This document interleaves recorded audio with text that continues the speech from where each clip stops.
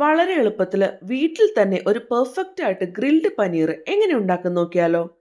Welcome back dears. നമുക്ക് ആദ്യം ഒരു ബൗളിലേക്ക് 2 ടേബിൾ സ്പൂൺ കട്ട തൈര് ചേർത്ത് കൊടുക്കാം.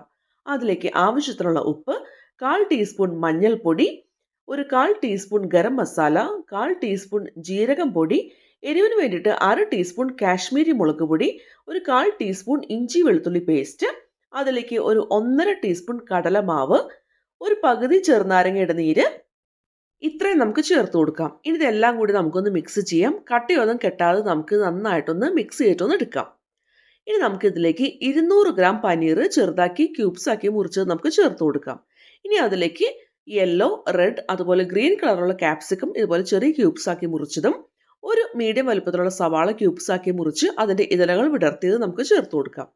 അതിലേക്ക് ഒരു മീഡിയം തക്കാളി അതിൻ്റെ ഉള്ളിൽ കുരുവൊക്കെ കളഞ്ഞ് ക്യൂബ്സ് ആക്കി മുറിച്ചതും ചേർത്ത് കൊടുക്കാം. ഇതെല്ലാം കൂടി നമുക്കൊന്ന് മിക്സ് ചെയ്യാം. ഈ മസാലയൊക്കെ എല്ലാ വെജിറ്റബിൾസിലും ഒരേപോലെ നമുക്കൊന്ന് കോട്ട് ചെയ്തിട്ടൊന്ന് എടുക്കാം. ഇനി ഒരു 10 മിനിറ്റ് ഒന്ന് റെസ്റ്റ് ചെയ്യാനായിട്ട് മാറ്റി വയ്ക്കാം. ഇനി നമുക്കൊരു സ്ക്യൂർ എടുക്കാം. അതിലേക്ക് നമുക്ക് ഈ വെജിറ്റബിൾസ് ഒന്ന് വെച്ച് കൊടുക്കാവുന്നതാണ്. നമുക്ക് ഇഷ്ടമുള്ള ഓർഡറിൽ നമുക്കിത് അറേഞ്ച് ചെയ്യാം.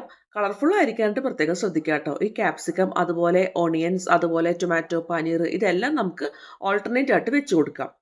നമ്മൾ ഏത് പാനിലാണോ ഗ്രില്ല് ചെയ്തത് ആ ഒരു പാനിൽ കൊള്ളുന്ന സൈസിലുള്ള സ്ക്യൂർ വേണം നമ്മൾ എടുക്കാനായിട്ട്. അക്കാര്യം പ്രത്യേകം ശ്രദ്ധിക്കണം.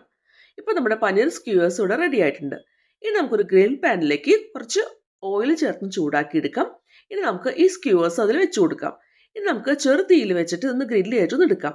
ഒരു സൈഡ് ചെറുതായിട്ട് ആയി വന്ന് നമുക്ക് തിരിച്ചിട്ട് കൊടുക്കാം. അങ്ങനെ നമുക്ക് 4 വശവും ഒരേപോലെ ഒന്ന് ഗ്രില്ല് ചെയ്തൊന്ന് എടുക്കാം. കരിഞ്ഞു പോകാതിരിക്കാൻ പ്രത്യേകം ശ്രദ്ധിക്കണം കേട്ടോ. 4 വശവും ഒരുപോലെ ആയിക്കഴിഞ്ഞാൽ നമുക്ക് എടുത്ത് മാറ്റാവുന്നതാണ്. നല്ല ചൂടോട് കൂടി തന്നെ സ്റ്റാർട്ടറായിട്ട് സെർവ് ചെയ്യാൻ പറ്റുന്ന അടിപൊളിയായിട്ടുള്ള ടേസ്റ്റി ആയിട്ടുള്ള വളരെ എളുപ്പത്തിൽ ഉണ്ടാക്കിയെടുക്കാൻ പറ്റുന്ന ഗ്രിൽഡ് പനീർ ഇവിടെ റെഡി ആയിട്ടുണ്ട്.